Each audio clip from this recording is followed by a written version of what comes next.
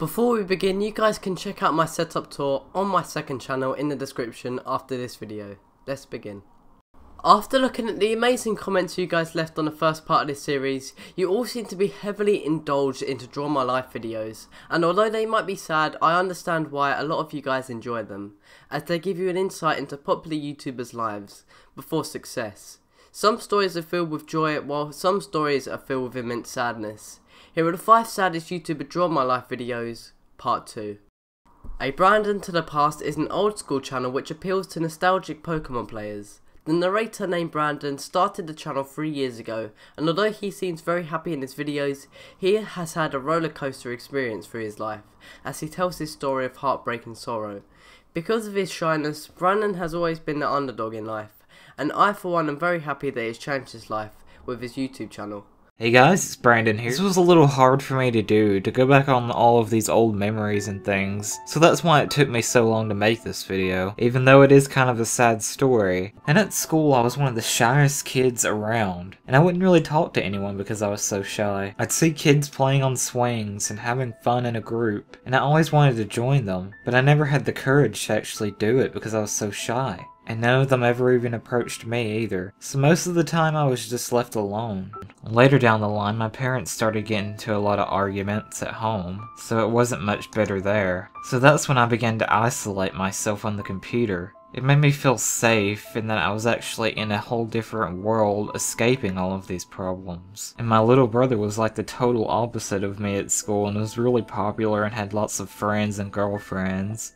So it made me feel even worse. Not long after that, my mother left my father, and I never really heard much from her afterwards. Found a girl that I knew from school and asked her if she wanted to go on a date. And surprisingly, she said yes. So we went on our first date to the movies, and for once in my life, I actually felt that I wasn't alone, and started feeling really happy. And she made me feel so happy that only after a year of dating her I asked her to marry me, and she said yes. At this point I was the happiest that I had ever been in my life, because I knew from that moment that I would never have to be alone again. But of course nothing good lasts forever. Eventually the girl that I once loved and made me feel so happy did nothing but make me feel miserable. Only a few months after we got married did she start to really change. She started to become more demanding, making me do everything for her. Otherwise she would threaten to leave me. And since I didn't want to be alone again, I would do whatever she said, whether it be doing all the cooking or all the cleaning or whatever. Even though I wasn't happy with her, I just wanted her to be there with me. But no matter how hard I tried, it still didn't work. She eventually left me, and to top it all off, she ended up cheating on me and getting pregnant with another guy's baby, so I had to get my first job. So I ended up getting a job at the Shell gas station, but it was more like the Hell station. I worked third shift there, so I wasn't allowed to sell beer, so a lot of people were really upset about that rule and took it out on me. A lot of the customers yelled at me and just plain blamed me for it, even though it wasn't my rule at all. Even though I still did everything I was supposed to and more, all the manager ever did was just make fun of me, because she didn't like my long hair, or she didn't like my mustache. Skydoesminecraft is a very successful YouTuber who can be proud of what he has accomplished with his YouTube channel.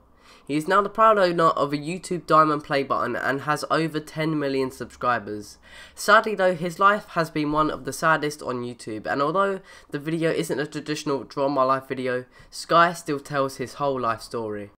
I'm not gonna do that cliche crap where people draw their crap on a whiteboard, because I just feel like it's a nice concept, don't get me wrong, I'm not hating on people who do it, don't get that. It's just, I feel like if I'm going to share something personal with you, I want to do it face to face, not through a whiteboard. So this is drawing my life without a pen. I never really wanted to do this one because I don't want to throw anybody under the bus. I didn't have one of the best childhoods, but if you have bipolar or schizophrenia or multiple personality disorder, it starts and develops at 2 different ages. 5 years old and 18 to 20 to 25. Unfortunately, that happened to my sister. My biological parents, which means my birth parents, they were not good people. Like, in fact, my I can say this because fuck it, my biological father is actually in jail right now. The guy was just kind of fucking crazy. He used to, it might be a main reason why my sister got so fucked mentally. The only thing that really happened to me was they left me in my crib for like 2 months. I was covered in crap and pee and rashes all over my body, and the back of my head was flat because I had not been moved out of my crib fucking God knows how long. What they did to my sister was just fucking brutal.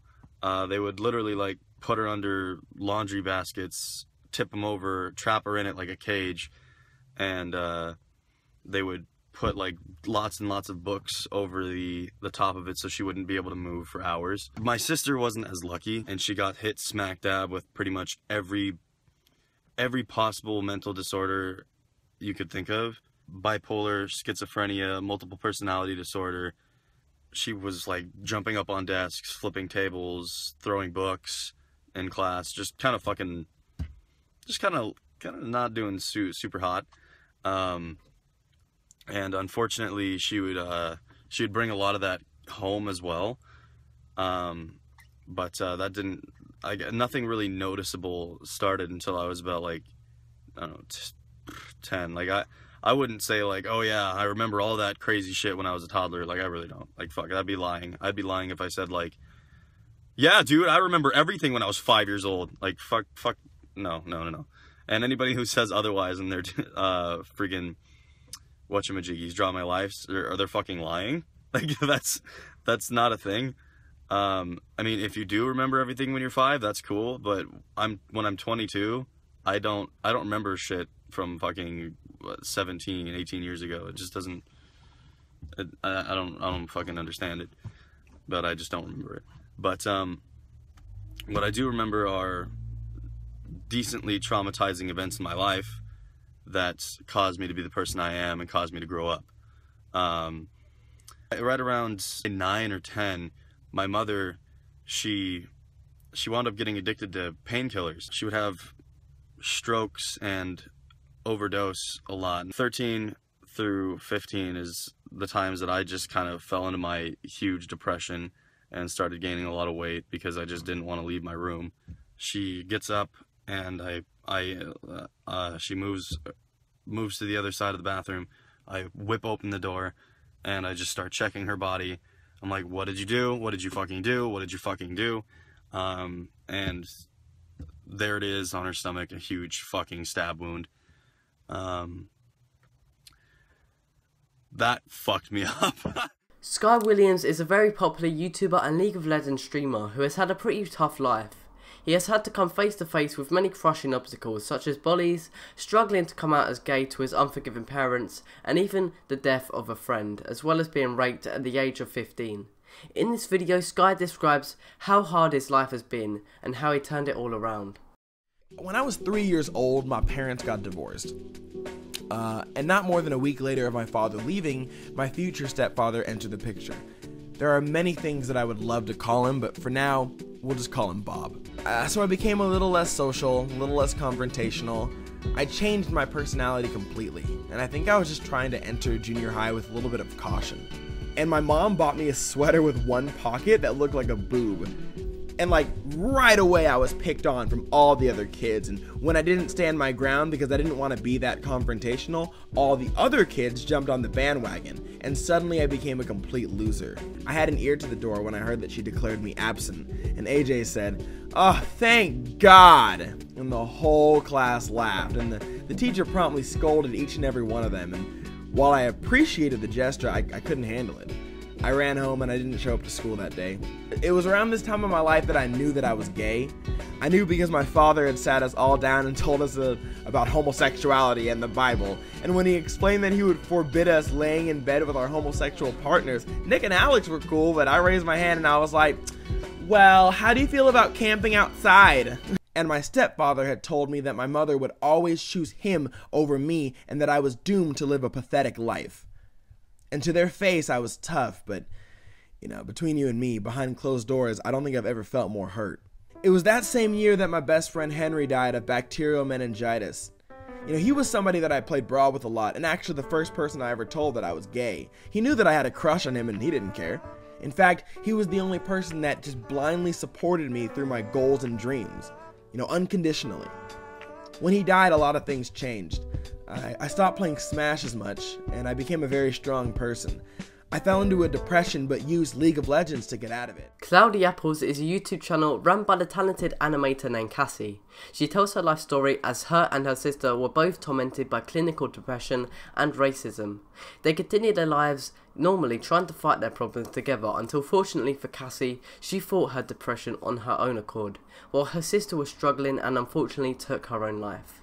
Cassie now lives as the woman her sister always wanted her to be. Hello everyone, my name is Cassima, but friends, teachers, and strangers have always had trouble pronouncing my name, so I just go by Cassie. One day on the school bus, a boy poked his head out from the seat in front of me, stretched his eyes across his face, and said, "You're Chinese." He got all of his friends to make the same face. It's amazing the things you vividly remember forever. Not too long after, my sister came home crying. She wasn't a crier, so I was super alarmed about it.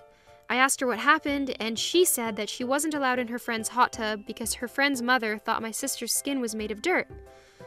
I wish I was kidding. We were shaken and resolved to spend more time together. From paper dolls to church youth group to video games, some of the best times I had were with my sister. No one was capable of helping me until I made it a priority to help myself. After much pleading, I figured that I didn't want to be one of those people who pushes their beliefs on others who didn't ask. Something you guys need to understand about clinical depression is that things like possessions, looks, success, and even love can stand in your way of happiness. It's a feeling that's inaccessible to many, and it's fruitless to pretend you know how it feels if you haven't felt it. It's incredibly hard to describe, which creates an even more intense feeling of isolation. This past summer, at 2 a.m., I got a phone call from my brother. His voice sounded cold and shaken. He told me to wake up my dad. We all woke up and went to the living room, and that's where my brother told us that my sister had taken her own life. Upon hearing the news, I didn't know if I'd ever be happy again. We were inseparable for most of our lives, and nobody understood me like she did. It has caused me great emotional and existential stress. I miss her so much. Some days after hearing the news, I reflected on what I taught myself and figured I had to spread some love and positivity, otherwise the gravity of the situation would be too much. So I wrote and filmed a video called Happiness Takes Effort. If it weren't for all the resilience I taught myself, I wouldn't have made it through this hard time. I used to be so fragile and guarded, but I've learned that if you don't live life honestly, things fall apart slowly. But love and positivity push me forward. In my darkest moment, my true friends came together and made me laugh, cry, and feel truly grateful. Firefox is a huge Twitch streamer and YouTuber with over 700,000 followers and subscribers. Her story is a strange and sad one, as in this video she tells her tale of family issues she has had to struggle with. Her mother fell very ill and broke up with her father, who then started to date his own cousin. Sonja then went into foster care and was adopted by multiple abusive and horrible families, which led to bullying and depression for Sonja, until of course she found light at the end of the tunnel with YouTube and Twitch. Hey everybody, it is Firefox, and this is the long-awaited Draw My Life. My mom was having a really hard time, really stressed, and she actually tried to commit suicide and ended up hospitalized, and my dad was the only one that could take care of me, so I ended up staying with my dad. I actually started to date someone new, and it wouldn't have been that big of a deal if it wasn't his cousin, which was really, really awkward, so it really made me feel uncomfortable, and she tried to take the position of my mom, and she would always boss me around, and she would always tell me I'm worthless, and she would just make me feel like shit all the time. Sure, I ended up calling Children's Aid, and they came and took me away. I was really confused. Even though I called it on myself, I was just really upset, and really I didn't know what was going to happen. I was alone. I didn't have anyone there for me, and I was so scared, and it didn't seem like it was too big of a deal to them that I was leaving. I even once ended up on a cucumber farm with Mennonites, and I mean, that was an eye-opener. The worst thing that ever happened to me was at a girls' home. And it's basically just a bunch a big house full of girls that have juvenile problems, that have family problems, that are in the foster care system, and they throw them all into one home and expect, you know, workers to help them, and it was not that at all. There's fights all the time. I got into so many fist fights. I got my ass kicked, as well as kicked some ass. You can't have super close friends forever, because one night I was actually trying to repair my relationship with my mom for a little while, and I ended up staying with her for one night. And while I was gone, one of my friends actually was living right in front of me, and he told all my other friends when I left my apartment, and they broke in. I remember seeing it the next day and walking into my apartment and just seeing everything broken. If it wasn't stolen, it was broken. All of my stuff was gone, and it was just devastating. Thank you so much for watching this list. Leave a like if you want to see a part 3 of this series, and don't forget to check out the video I made on my second channel in the description. Thanks for watching, and goodbye.